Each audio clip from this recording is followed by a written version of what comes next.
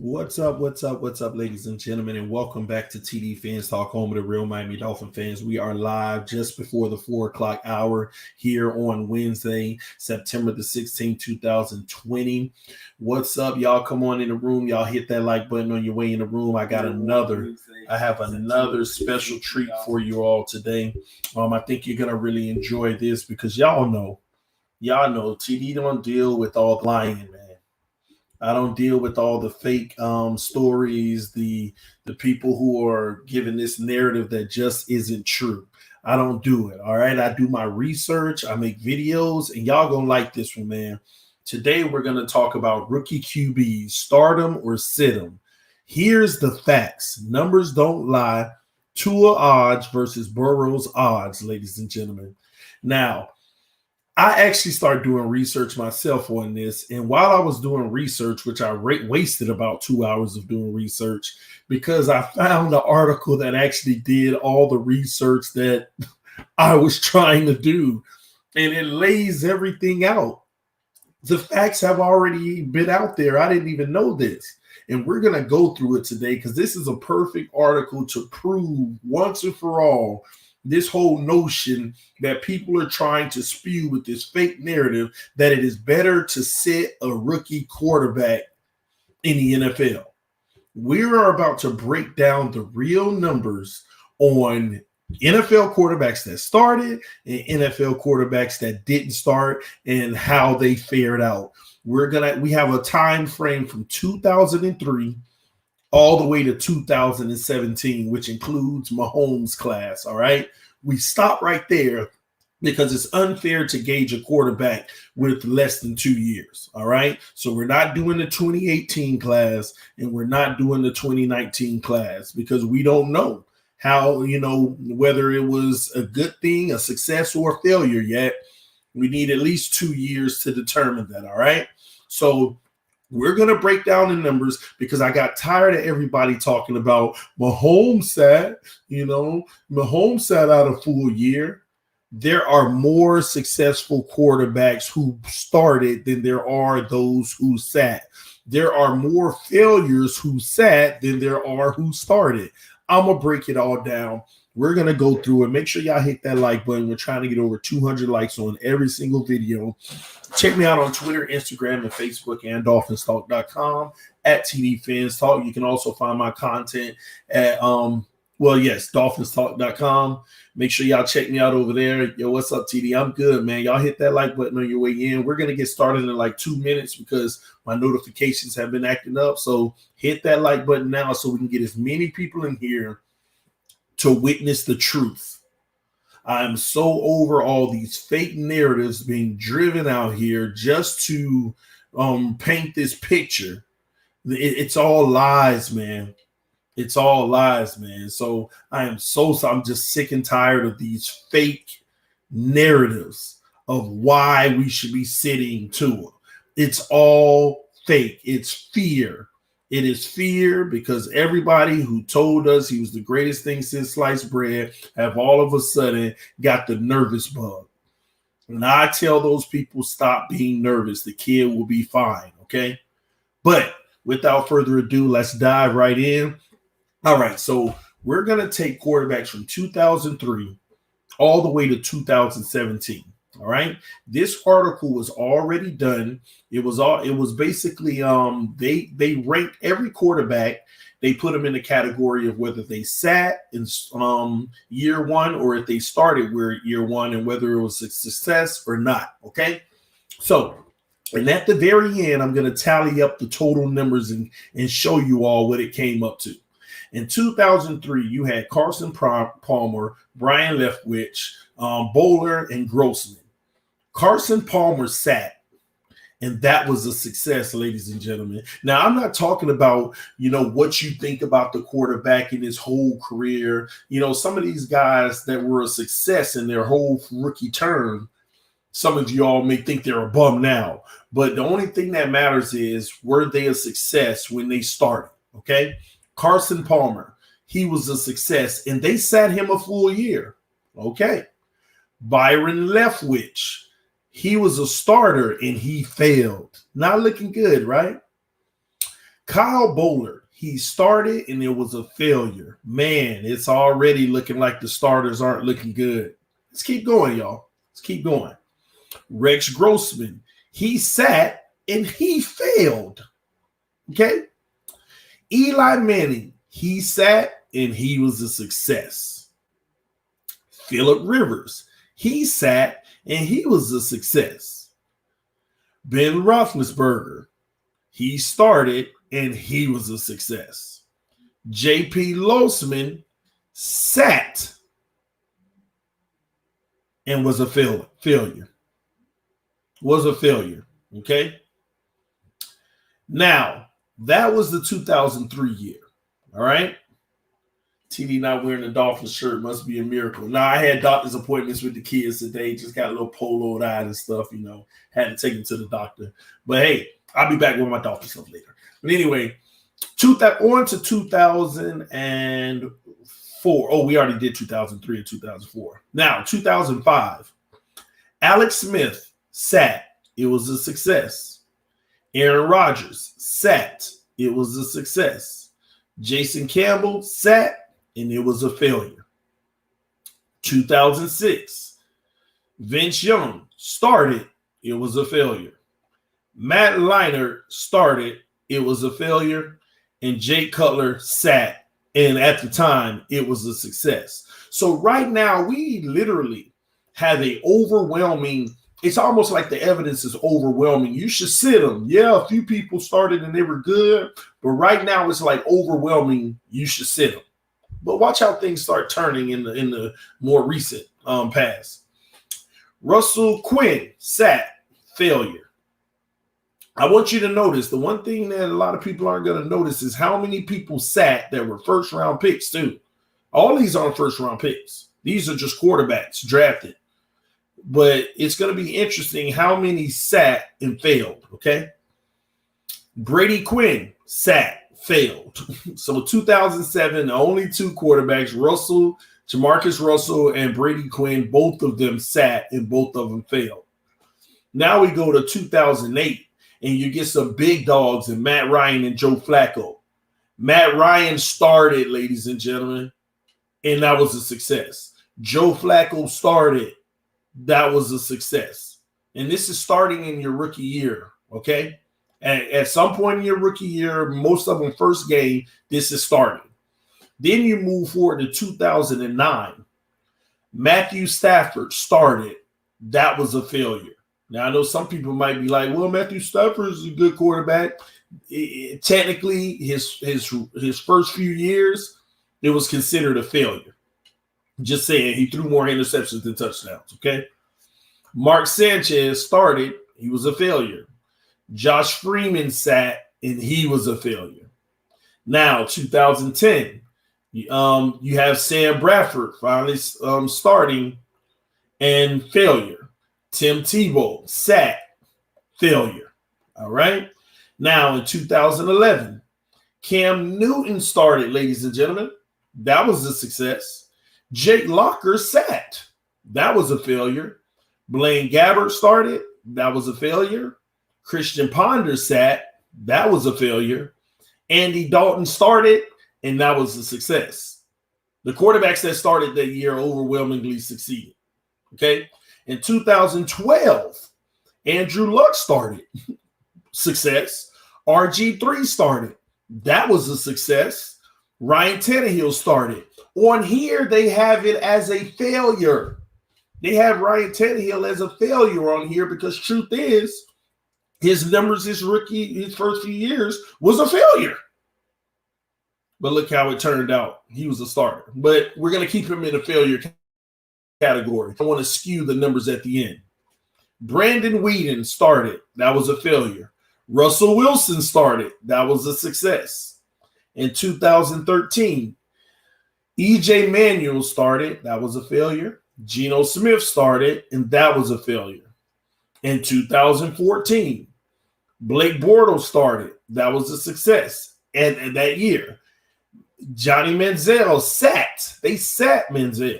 And y'all already know where that went. Okay. Teddy Bridgewater started. That was a success. Derek Carr started. That was a success. Jimmy Garoppolo sat, and as of right now, the jury is still out, but some people say that it was a success. Okay. In 2015, Jameis Winston started, and that was a success. Marcus Mariota started, and that was a success. And you know what? These two quarterbacks are the prime example of it's not about how they end up being their whole career, but how did they look their rookie year? And it was a success for Jameis Winston and Marcus Mariota. In 2016, Jared Goff sat, and that was a success. Carson Wentz started. That was a success. Paxton Lynch sat. That was a failure. Dak Prescott started. That was a success. In 2017, Mitchell Trubisky started. That was a success. Patrick Mahomes sat. That was a success. And Deshaun Watson started. That was a success.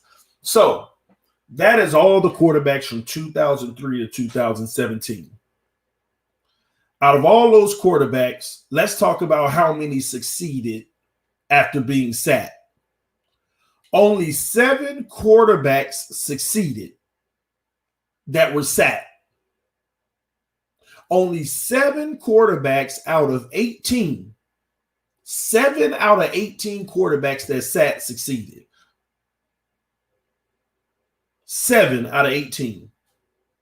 11 out of 18 failed. 11 out of 18 failed. These are the guys that got an opportunity to play their rookie year, whether or not it was a success or not. 7 succeeded and 11 failed.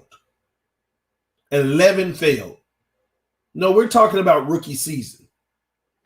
We're talking about rookie season, coming in, having great stats, and playing NFL quarterback football. We know some of these players, year 5, year 6, became trash. We're talking about year 1 in the league when they first got their start. Exactly. Trubisky was 12-4 his rookie year. Yes, and went to the playoffs. So y'all need to understand the parameters here. That's why they got Tannehill as a failure on here. All right? But 7 out of 18 quarterbacks succeeded after sitting, and 11 out of 18 failed when you sat them. And truth be told, 5 of those 7 that sat were in a position where they had somebody before them that was pretty good. That was decent. Decent enough. And some would even argue if Peyton Manning, Phillip Rivers, Aaron Rodgers, Goff, Cutler didn't sit, they probably would have still balled out. Yeah, the Bears team was good defensively ball game, but Trubisky was never the reason why they lost. He didn't make them lose. He played good football, though. So my thing is, out of all the quarterbacks that sat, the 7 that sat, I will argue with those people that say it's more valuable to sit by telling you Peyton Manning would have still been good had he started his rookie year. He would have had a good career. Phillip Rivers, same. Aaron Rodgers, same. Alex Smith, same. Jared Goff, same. Cutler would have been the same, who he was. And Carson Palmer. I don't think those guys sitting really made all the difference for them. I don't think not one of those guys, them sitting really made all the difference. I think that every single one of them, had they started, they would have still had successful careers. Carson Palmer, Peyton Manning, Phillip Rivers, Aaron Rodgers, Alex Smith, Cutler, and Goff. I think every single one of them, had they started their rookie year, they would have still had success. This is why I believe you either have it or you don't. Yeah, you may not be A1, the greatest thing ever as a rookie, but you either have it or you don't. But you mean to tell me 11 quarterbacks that sat end up becoming failures? They became more. Come on, man. 11 out of 18 were failures and 7 out of 18 were a success. And I'm telling you, all 7 of those guys would have still been good had they started. But those were the guys who sat. Now let's talk about the ones who started. It's the same thing, but reversed. This is the proof. 16 out of 28 guys that started had success. 16 out of 28. And 12 out of 28 failed. You have more guys started, 16 guys that started had success out of 28. And 12 had failure out of 28. So you if you start your guy, you got a higher probability of them having success. And if you don't start them, you have a high probability of them failing. This is what the numbers, it's proof. This is proof. Since 2003 to 2017, and this article was made August of 2018, so they let the whole 2017 season finish. This is the proof. And this is why I tweeted earlier, the Miami Dolphins might be making a huge mistake sitting Tua Tagovailoa.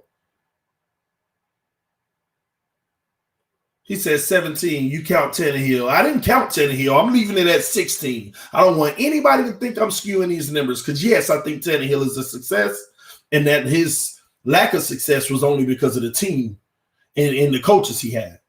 But I'm going to leave him as a failure on here, and my point is still proven. I'm going to leave Tannehill as a failure, and the point is still made.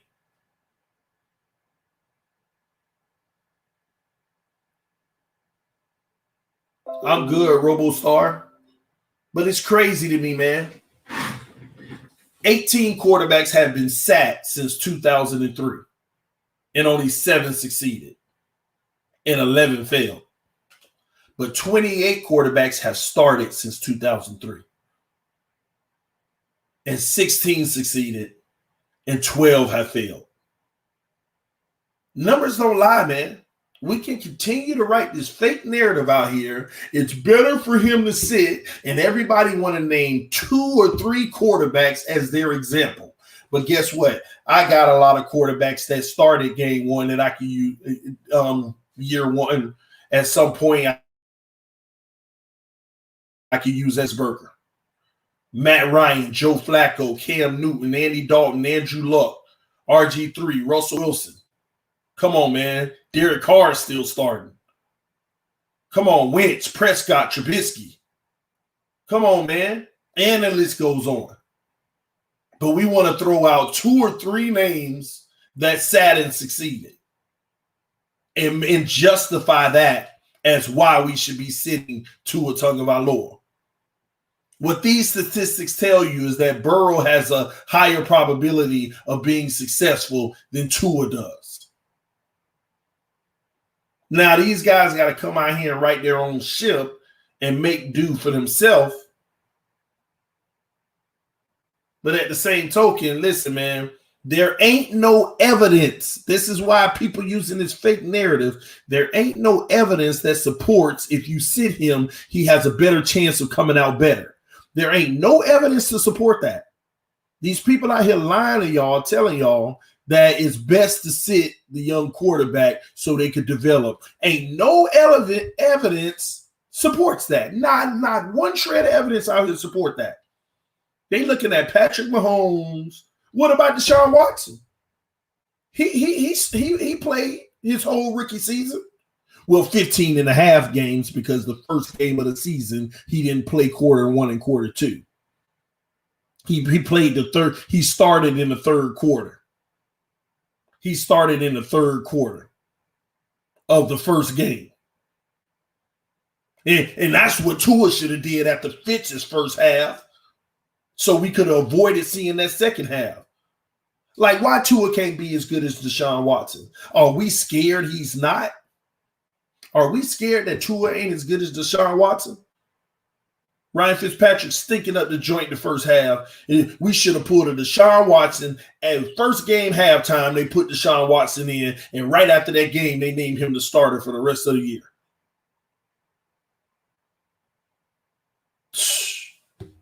Come on, man. Come on, man. Like, I don't understand why our quarterback isn't as good as Deshaun Watson, Patrick Mahomes, Dak Prescott. Come on, Ben Roethlisberger, Matt Ryan, Cam Newton, Andrew Luck. I mean, that's what they told us. That's what they told us. But I know one thing: if we're gonna sit him the whole season, he better not end up being one of these sat and fail guys like Grossman, Losman, Campbell, Russell, Quinn, Freeman, Tebow, Locker, Ponder, Manziel, Lynch. He better not end up in one of those categories, because that's going to set us back for years. Man, they need to start this man right now, man. It's aggravating me. They need to go and put that man in.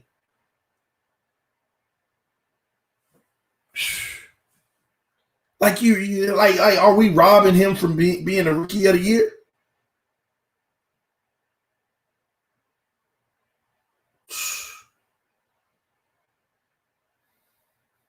And you know what, Poseidon, bro, you might be right, man. And I'm gonna be honest with y'all. I'm trying my best to hope that what Poseidon just put in the comment section is wrong. Because if you're right, that's a whole different conversation. He said, y'all sound crazy. Y'all, do y'all think if Tua was really ready to play, they would sit him just to sit him? Everything pointing at him, just not ready.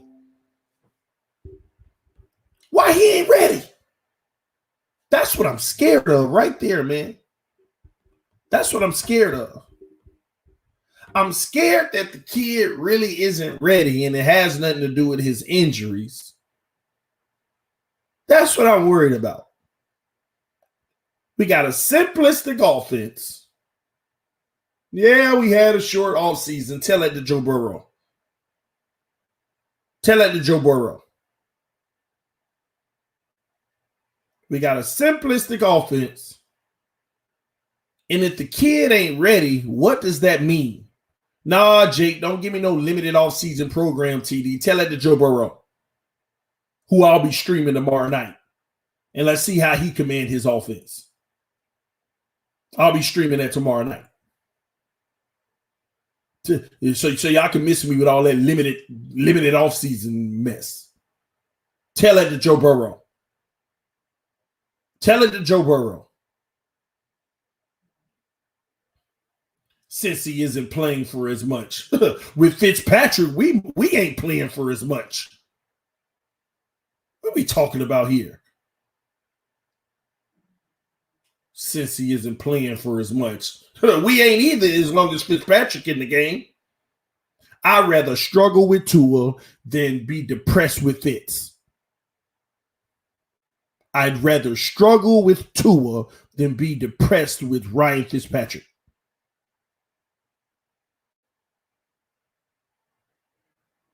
It's that simple.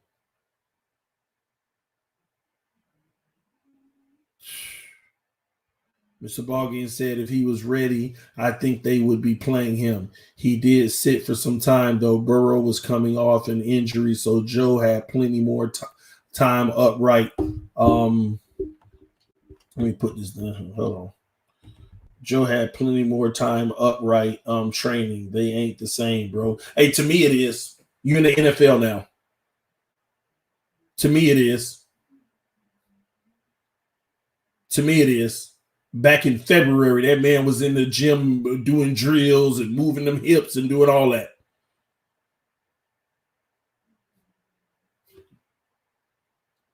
You play quarterback. This ain't no conditioning issue.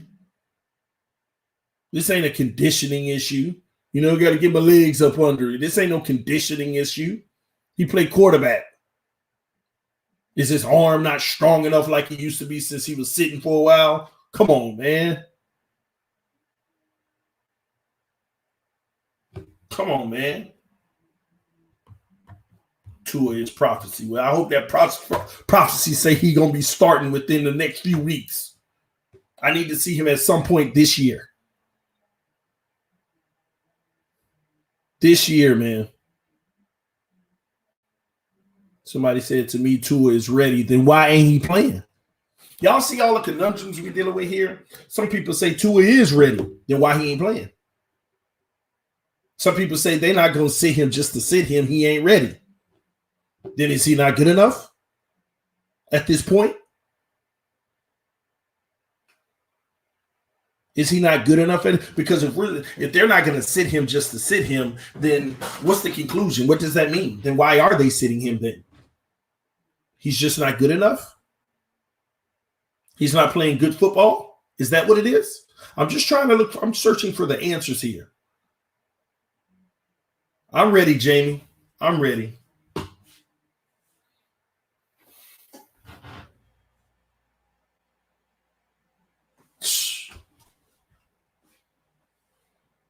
Two to three Fitz interceptions were a falling receiver and a penalty. Talk to Dudley do wrong.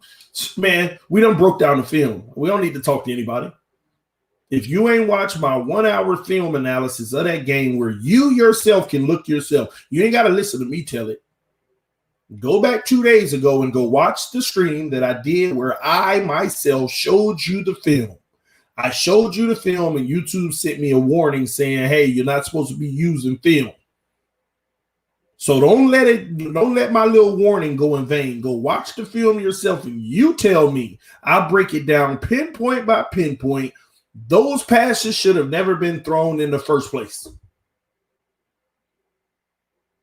So I don't care nothing about no pass interference at the end of double coverage when you got two guys look like they pretty much wide open.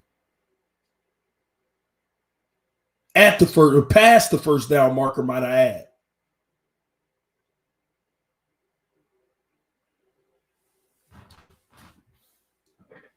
Past it.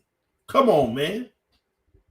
So go check out the film so that my little warning from YouTube don't go in vain.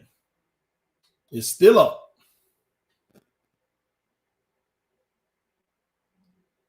Tua Tagovailoa should be playing football right now. He should be playing football. And people keep let the O-line get established first. What if it take 3 years to get the O-line established? So he doesn't play for 3 years? Stop with that. I don't know how many times I got to tell y'all that. Stop with that. Let the O-line get established first crap. There ain't no such thing in the NFL of trying to get something together before you play somebody. Things don't revolve around the quarterback like you think. That's like playing football and all of a sudden two of your offensive linemen go down and you're like, oh man, we've been playing Patrick Mahomes for 2 years now. He's been balling, but I think we need to bench him since two of our all-pro O-linemen went out and our line may be pretty rough on him. Nobody does that. Nobody does that. I have never seen a player coddled this much. And to add insult to injury, not a single one of you all had these same sentiments about Ryan Tannehill in the O-line. I don't remember a single soul saying what we need to do for Ryan Tannehill with that trash O-line and how we need to make sure we don't put him in harm's way.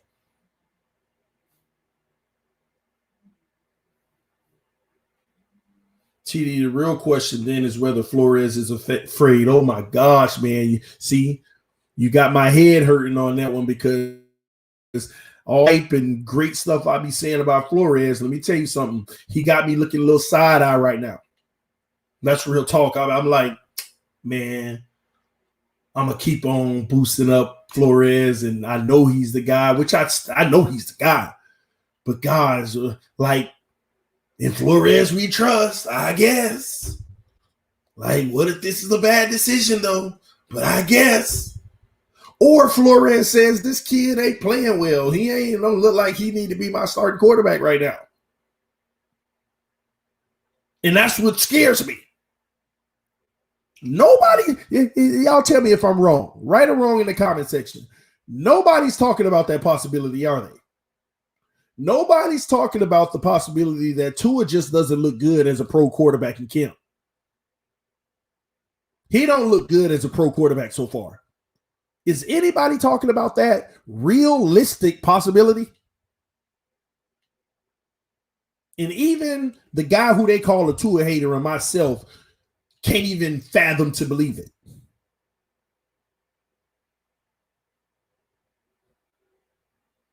I can't even fathom to believe it. So it's like, nah, that ain't the case. So I'm still stuck in this area of, then what's going on? Are they sitting him just to sit him? He healthy. And guess what? Today, the injury report came out. Guess who wasn't on there for the first time officially, period? Guess who was no longer on the injury report? Ain't on there at all anymore. No more talk about an injury with this person because he is no longer even on the injury report, which means he is no longer officially getting therapy for it. Guess who's no longer on the injury report, y'all? For the first time, Tua Tagovailoa, officially for the first time removed from the injury report.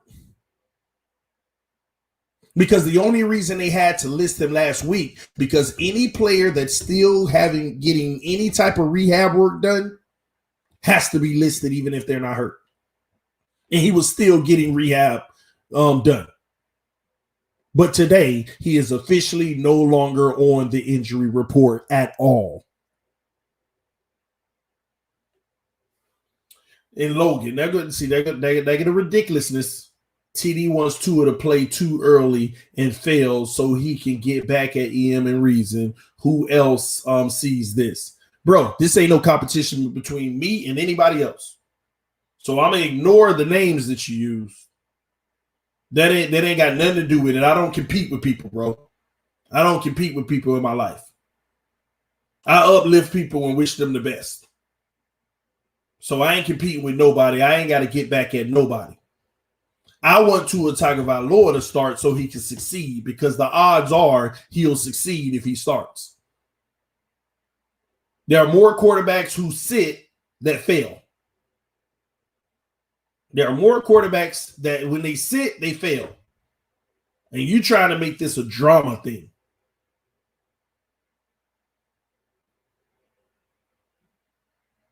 Some of y'all need to stop trying to feed and fuel the drama between different channels.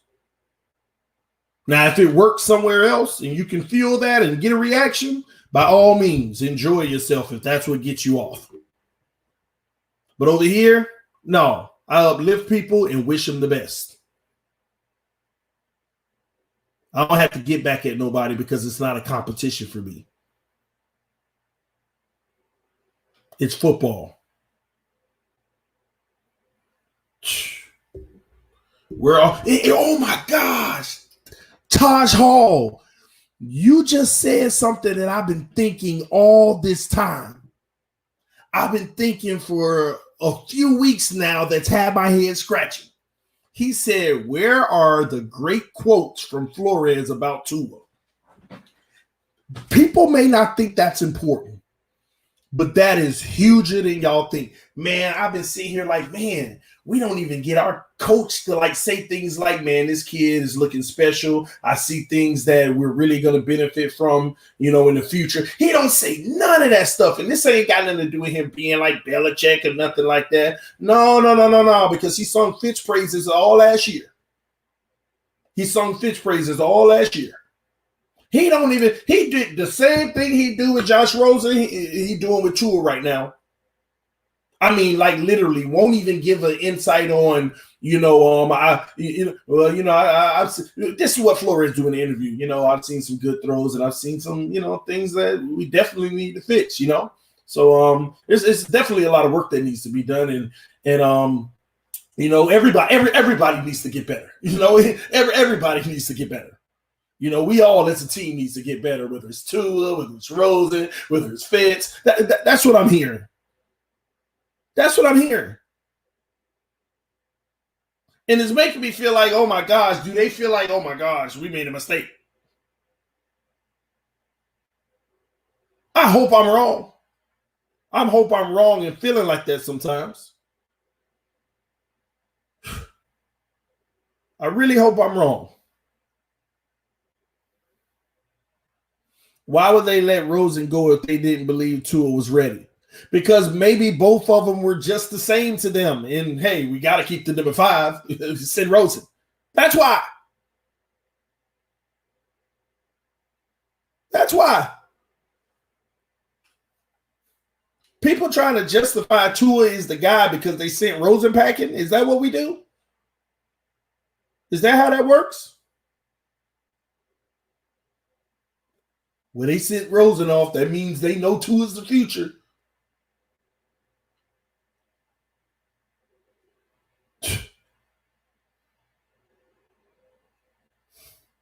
Man, like this is football. At the end of the day, we need X's and O's executed on the field, not this marketing strategy. Oh, we're bringing in a very marketable guy.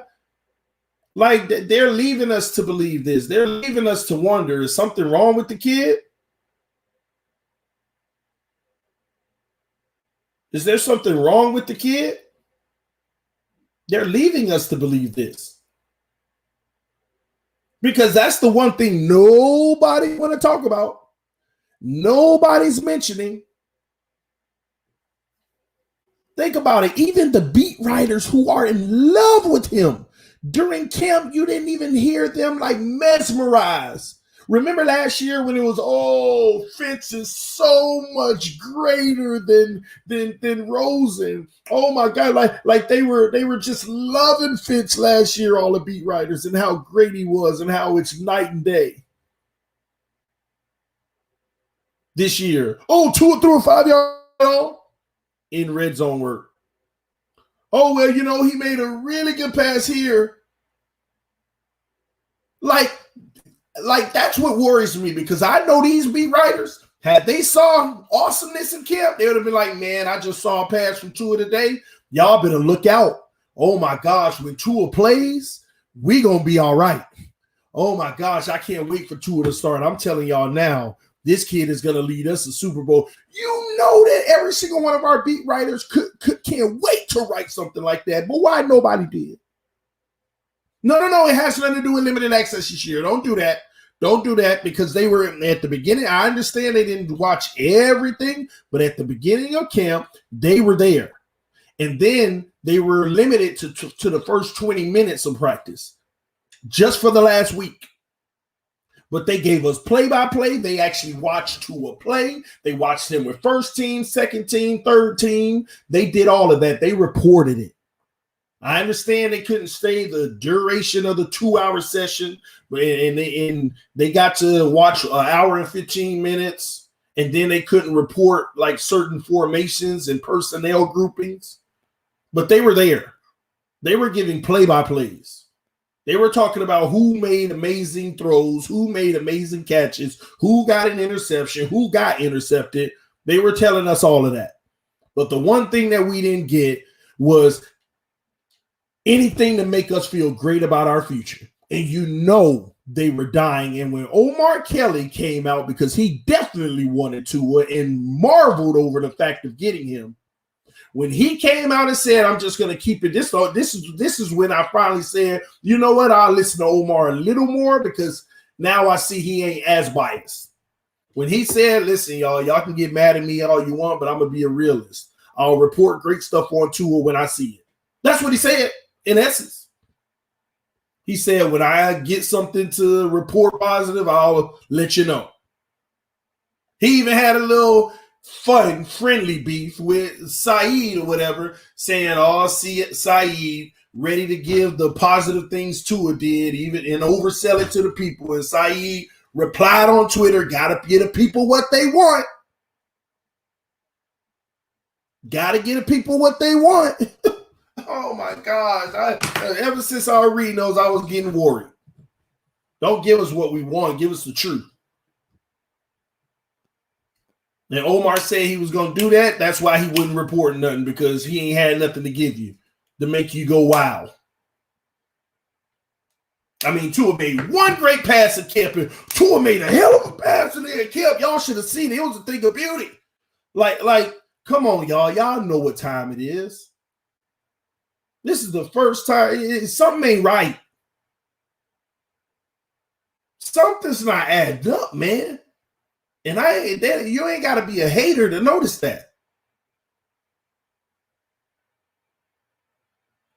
If Tua is a bust, Flores, it went away. Let me see. If Tua is a bust, Flores needs to go because of lack of leadership skills. No. That ain't fair, bro. You can't put that on Flores. You can't put that on Flores. Because remember, a few days after we drafted, the article came out that this was an ownership pick. Now, to be fair, it wasn't substantiated, but at the same token, a lot of people believe that this was an ownership pick. They were going to pick a quarterback no matter what. They even made an offer to move up to go get Joe Burrow. They made an offer to move up to go get Joe Burrow. But they weren't going to leverage the whole farm just to go up that far. They gave an offer. They knew it wouldn't work, but at least they made an offer. They even asked Chris Greer in a press conference. There's been rumors going around saying that you all made a trade offer to go up and get Joe Burrow. And Chris Greer out of his own mouth said, I mean, yeah, man, I mean, we take a look at every scenario, you know. We made an offer and, you know, it didn't work out. And now, right now, we're happy with what picking Tua, and we feel like he was the best guy for our organization at the time. That was Greer's exact words. Those were Greer's exact words. Dub said Burrow is going to be a bust, TD. Maybe. I don't know. He might even be a bust. But I know one thing. He was gaining real NFL experience last Sunday. He ran in an NFL touchdown last Sunday. He drove his team all the way down the field and gave them a chance to win the game on Sunday, and then the field goal kicker missed the game-winning field goal. So I know he out there with the head start. I know that much. So if Tua is a bust, there may be no repercussions. And because at the end of the day, this really may be a Stephen Ross selection. There won't be any accountability if it was Stephen Ross's selection. We need to understand that. But that's also why Greer came back and covered himself. Last year, Greer said, I might draft the quarterback this year and next year. We put ourselves in a position to have the flexibility to do that. Y'all gonna be shocked if next draft they draft a quarterback again. Not because that new quarterback is gonna replace Tua, but that quarterback just might be just straight up raw competition, and best man wins. It's that simple. Dub Garcia said Tua is going to be nasty. It's a matter of when. When, Dub. That's the problem. When.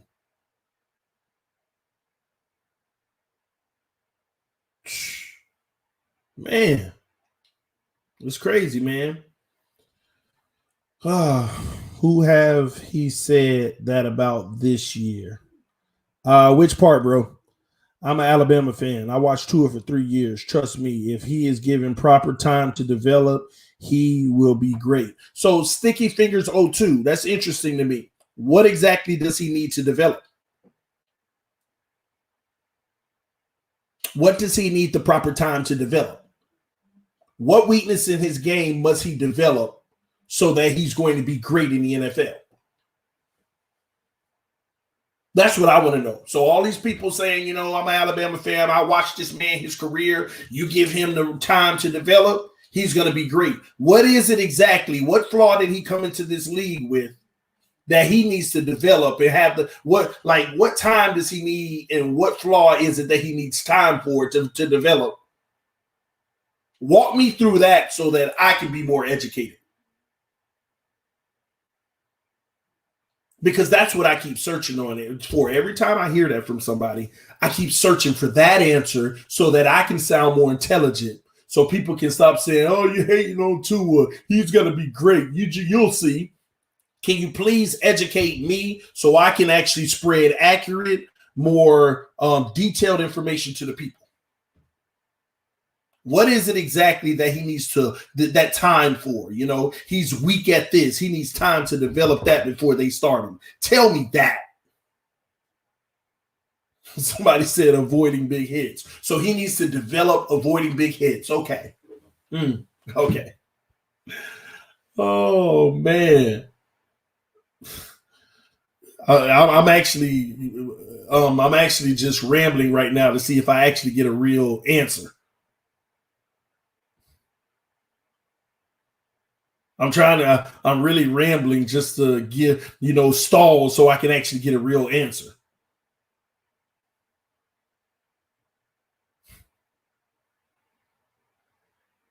I don't know.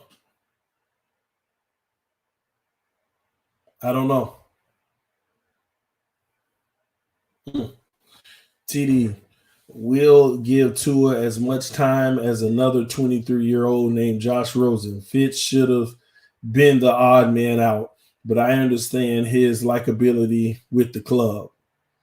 See, that's the thing. We all speculating. This may have nothing to do with Ryan Fitzpatrick. It may solely have everything to do with Tua. Because once again,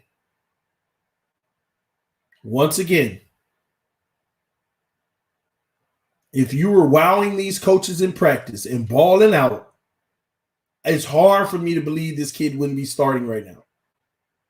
Flores said it was an open competition the entire time. Maybe he was lying, but again, I'm not going to question his credibility. Over time, if it turns out that he was lying about certain things, I'll go all the way in and question a lot of his what he says. But right now, I have no reason at this very moment to question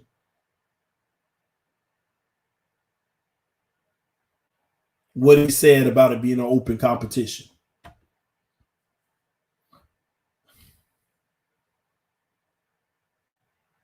He has a habit of trying to get the home run play every time, even if it isn't there. That's why he got injured multiple times. He wouldn't throw the ball away. He can make any pass. LOL. Sticky fingers, I'll take that, bro. I'll take what you just said. Because I do know that is one thing that he does not go for the home run, even if it's not there. Which makes me even madder because those are Ryan Fitzpatrick characteristics. And now you got him basically probably locking it in even further. But also in camp, it was reported that Tua Tagovailoa was the quarterback that Brian Flores wasn't happy with because he kept taking the check down receiver when it was there deep, trying to play it safe, maybe.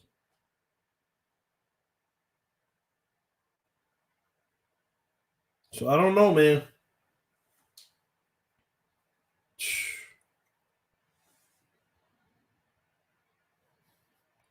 I know you want to start Tua, but starting him against the Pats and Bills defense might not be the best. I don't know who you played week 3, but wait till then. Angry Buffalo sports fan, that's not true, man. That was the perfect games for him to start. First of all, our offensive line left Ryan Fitzpatrick virtually spotless. The man had the best pocket we've seen in Miami in 20 years on Sunday. On top of that, I've already made it clear earlier. I would rather watch Tua struggle than be depressed with Ryan Fitzpatrick. Because a struggling Tua is gaining experience. A depressing Ryan Fitzpatrick is taken away from his experience.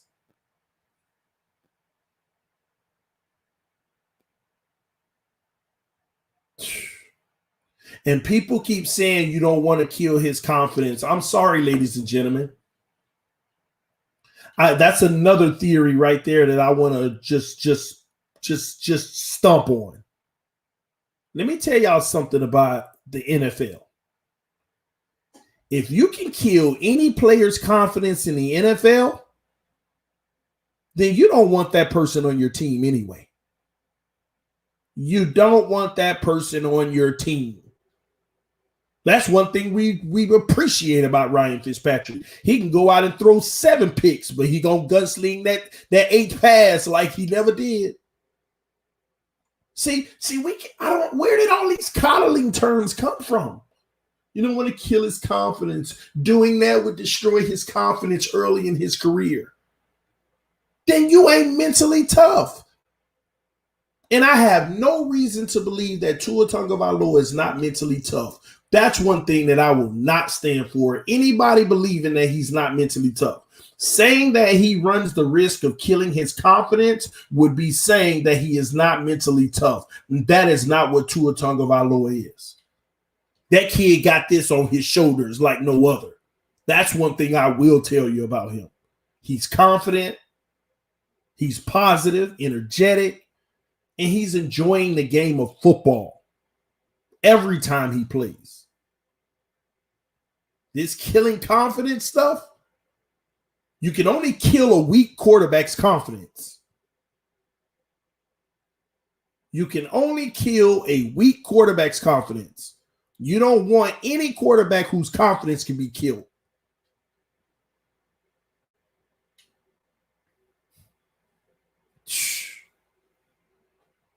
Man, I can't stand that narrative. You don't want to throw him out there and he struggles and you mess his confidence up. Coddling. That ain't even a real thing. It's not even a real thing to kill his confidence if he struggles. Because if it is real, that means he's weak.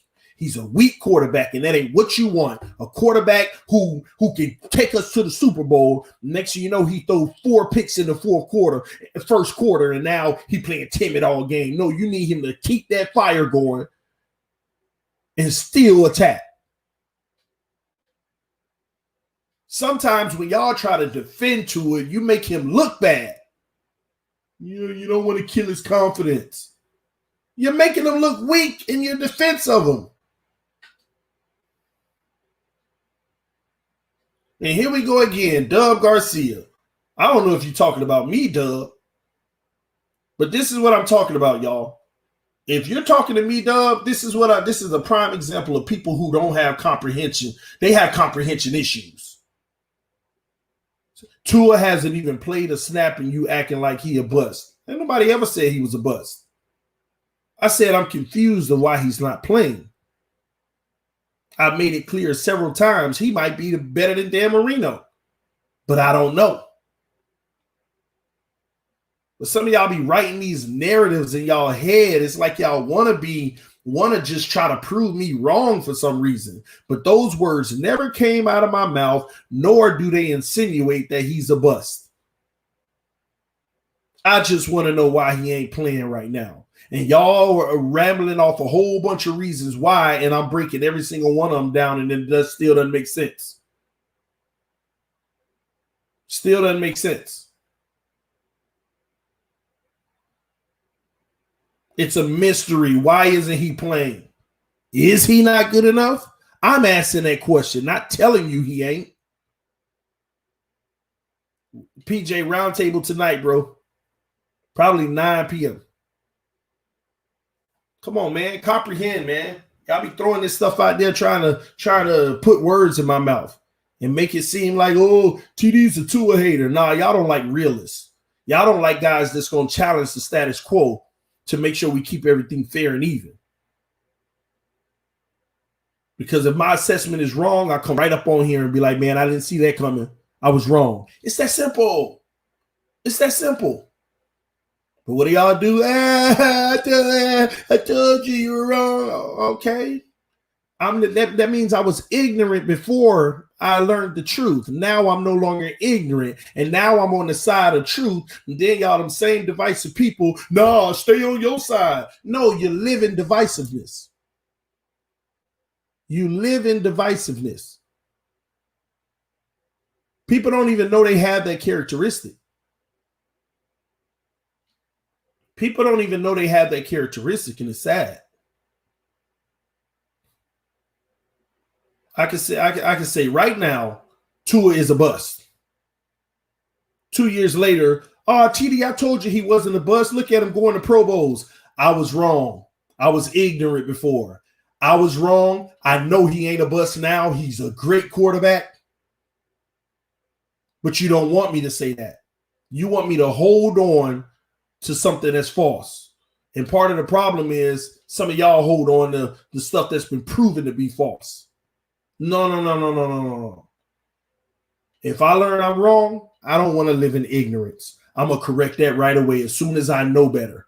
That's why when I come on these streams, I don't really tell y'all. I ask a lot of questions. I didn't come on here and say that he's a bust. I said the one thing nobody wants to talk about is what if he is? Oh, you calling to a bust. Learn how to listen. Learn how to listen.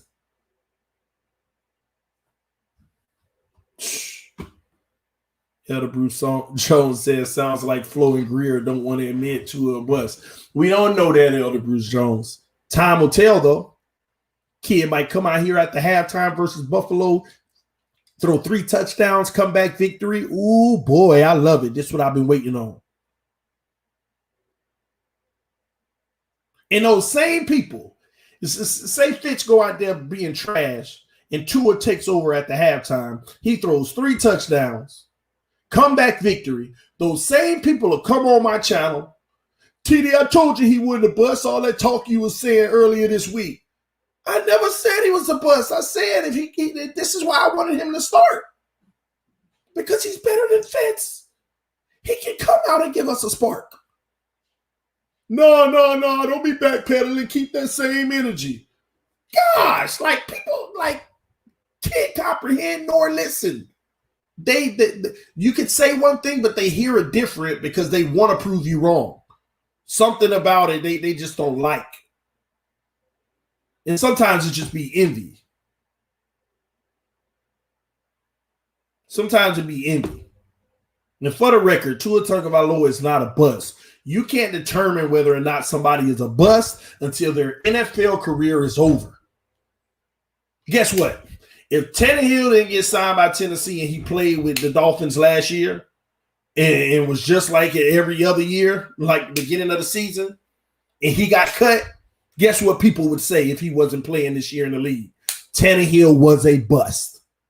But 7 years later, in year 8, he goes to Tennessee. Nobody can bring their mouth to say that man is a bust unless they're a certified hater, which there are some.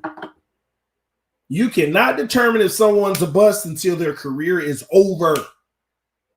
Because it is a such thing as being in a bad system or a bad situation.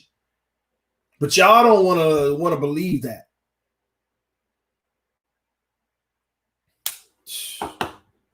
If Tua balls out, they'll go off, TD. Oh, I know they're going to go off on me. And I'm the one sitting here saying this kid is talented. I believe he's a great quarterback. This is why he should be playing now. But they're going to ignore all of that because some people, it makes them feel good to just say, I told you so. And then I'm going to look at them and just continue to do what I do. And it's going to bother them more that I'm not bothered. It's sad, man. Sad. It's sad, man. I just want this kid to get out there and play right now, man. It ain't no evidence of sitting the quarterback and it's supposed to help him be better. No evidence that supports that. And Fitzpatrick is playing like trash. If Fitzpatrick is the best quarterback on our roster, then even you Tua fans should be worried. But you know he's not the best quarterback on our roster. You know Ryan Fitzpatrick ain't the best quarterback on our roster. You know Tua is probably way better than Ryan Fitzpatrick.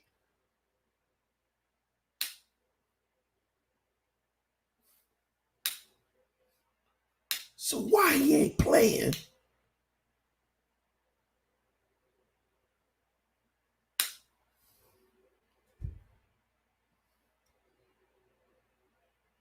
They say he ain't ready.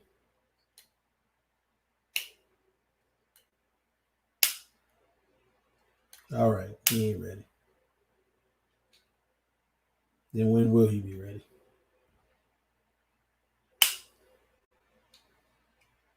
I don't know. I have no clue. And it aggravates the heck out of me. Because number one, I want to win. And even if I don't win, I want to at least see what we can look forward to in the future. I want to at least know what areas my future needs to improve in a real game so that I can watch him improve in those areas over time and appreciate his growth even more as an NFL pro. Now, I'm scared that when we do throw him out there, if it be next year, if he doesn't have a good first year, think about it in 2021. If we wait all the way to 2021 and he starts and he struggles his whole first year, I'm talking about, and I know some of y'all are saying that ain't gonna happen, but I'm talking about Josh Rosen struggle. You better believe the Miami Dolphins will be drafting a quarterback. That's why I feel like if you start him his rookie year, he has the number one excuse. He was a rookie. And that will buy him a second year. Unlike Josh Rosen and how Arizona did.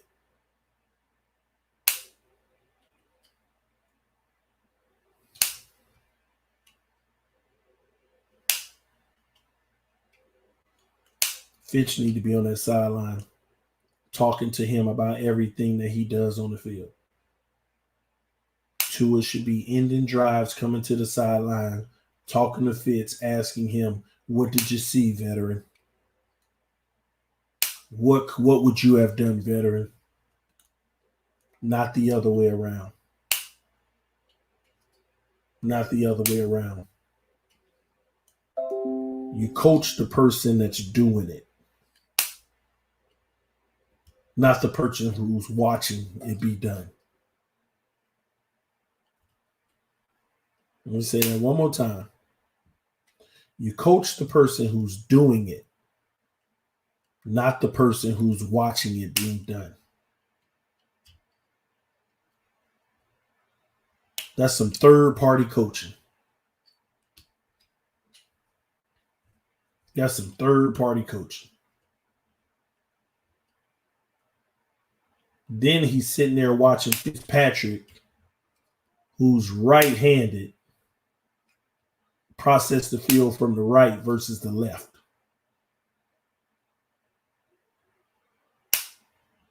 Some of y'all may not think that's a big deal, but to me it is.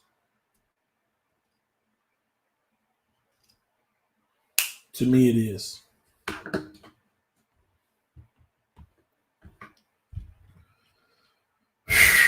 Yeah, I gotta be honest with y'all. I'm just frustrated, man. I'm gonna be honest. And this ain't got nothing to do with the whole, it's early, TD, don't trip out. No, I mean, our team's gonna be what we're gonna be. I'm not worried about that. I'm always root for us and feel like we're going to the playoffs, Super Bowl, all that. That'll never change. Y'all need to understand that about me. That will never change.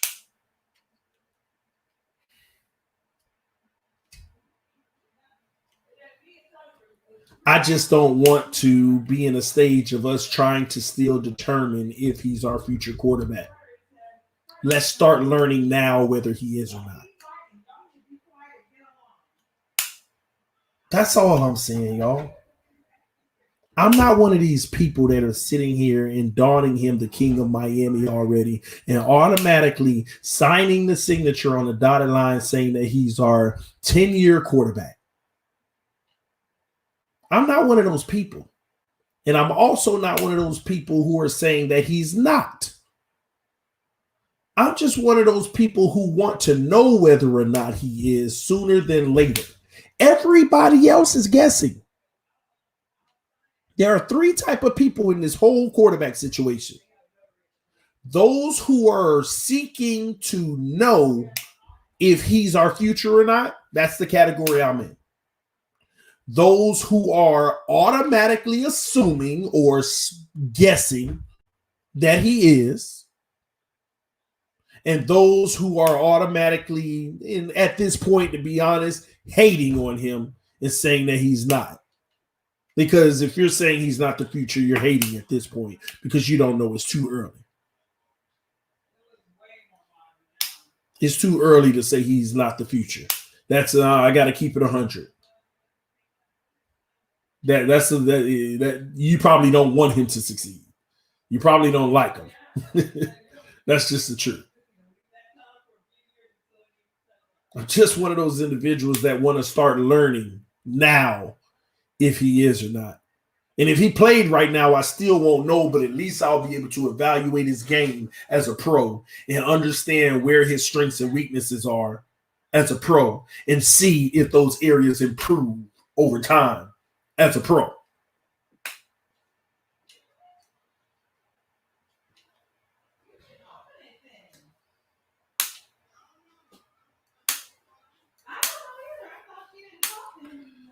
Tua needs to start versus the Jacksonville Jaguars, y'all. But we'll make this little declaration right now. If Ryan Fitzpatrick has a trash game versus the Buffalo Bills, if Ryan Fitzpatrick has a trash game versus the Buffalo Bills, and Tua not starting week 3, I'm going off. Why would I be going off? Because he started 2 games last year and they were trash and they put Josh Rosen in.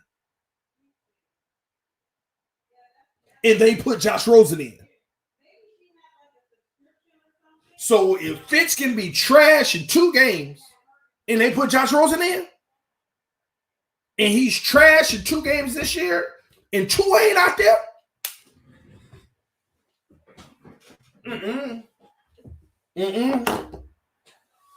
something wrong with Tua.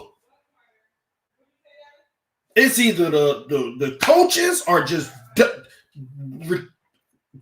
or is it's coaches or Tua, period.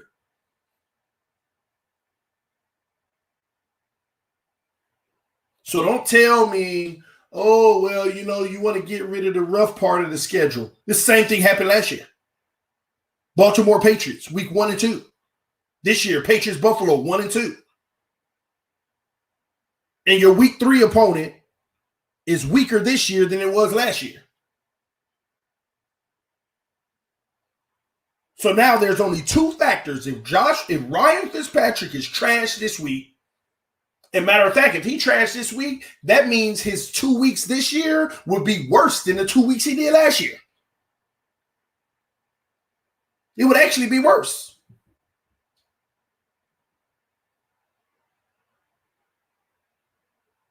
But if that man ain't starting versus Jacksonville, then tell me why you put Rosen in there. Help me understand why you put Rosen in there last year, week 3. Why you put Rosen in there? Why you put Rosen in there? Dub say, but seriously, TD, keep the same energy when Tua comes out. I am going to keep the same energy when Tua come out. When Tua comes out and play, I'm going crazy in excitement because that's what I'm here calling for, Tua to start. Do you understand that, Dub? I'm actually the one here right now calling for him. So I'm definitely going to have the same energy. Matter of fact, I won't have the same energy. It will be even greater I'm going to be excited. Ooh, we get to see now. We get to see. We get to feel. We get to feel because unfortunately, I wasn't one of those individuals that felt his greatness. There's a lot of y'all who did, and I'm jealous. I didn't get to feel his greatness. And finally, he's here, and I get to feel it. Hopefully. I get to feel it. So I'm going to be going crazy. I'm going to be excited. Let's go every possession. And the one thing that I'm not going to do, Tua comes out, first play, throw a pick six. I'm not going to bash Tua. Tough, man. Kid got to do better than that. But it's early, man. This is what, hey, he got to learn. Put him in there. Let's keep it going. I don't care. I'd rather a struggling Tua than a stressful Ryan Fitzpatrick. Because the one thing Tua would be getting, I don't care if he throw 8 picks a game. Peyton Manning threw a heck of a lot of picks his rookie year. I don't care. But he getting experience. He's getting valuable experience. Valuable experience. So at least I can make a real good assessment of what I think of him at the end of the season and what he needs to come in the next season doing. But next season, that's when TD gets critical. That's when, hey, you did that mess last year. You need to tighten up. That's unacceptable. He got to be better in that area. Oh, man, he struggled at that last year. Look how he's doing it now. I see the improvement. That's what I'm talking about. That's where things start to get very critical for me.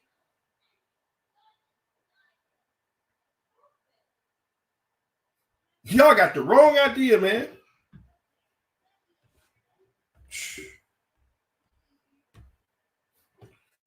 Wrong idea, man.